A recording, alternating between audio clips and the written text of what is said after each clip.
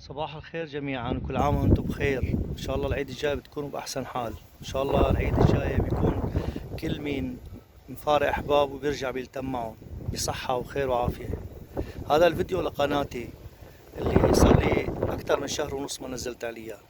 بتمنى تتابعوني واتمنى تدعموني، لانه انا بحاجة دعمكم، واستمراري هو بدعمكم انتم، وانا بكبر فيكم. ان شاء الله كل سنة وانتم سالمين، وان شاء الله لقدام ان شاء الله راح تكون الفيديوهات احسن وراح اقدم بشكل افضل، لانه انتم بتستحقوا كل خير، وانا بستحق انه انا اظهر نفسي واظهر شخصيتي اللي بداخلي.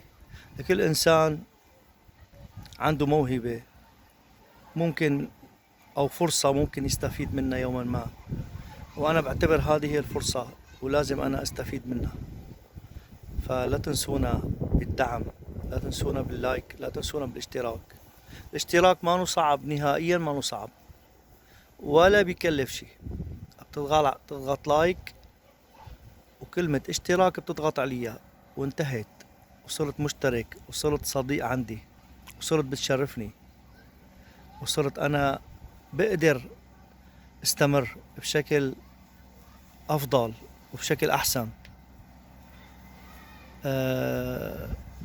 هذا العيد العاشر، السنة العاشرة اللي أنا بعيد عن أهلي.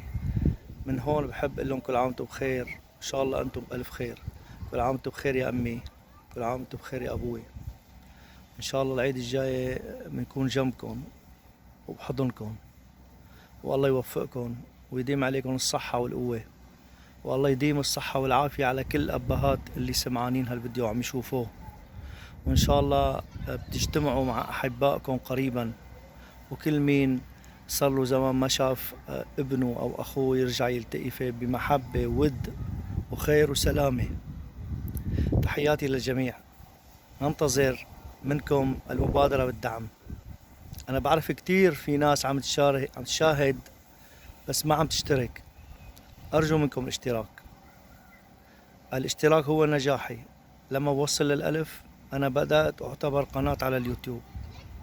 ما حدا يفكر بالمحتوى اللي عم قدمه هو عار أو شيء خارج عن المألوف. هذه الحالة صارت موجودة عند كتير من اليوتيوبر. أنا بالنسبة إلي هذه حابب أطلع من هالشخصيات وانتقل لشخصيات أخرى. هذا بيعتمد على تفاعلكم أنتم معي.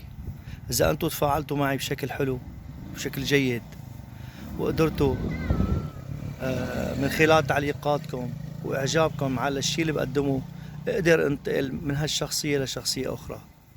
بفضل دائما بالتعليقات توجهوا لي الشخصية المحببة لكم أو الهدف اللي أنتم شايفينه أنجح حتى أنا استمر فيه وادعمه.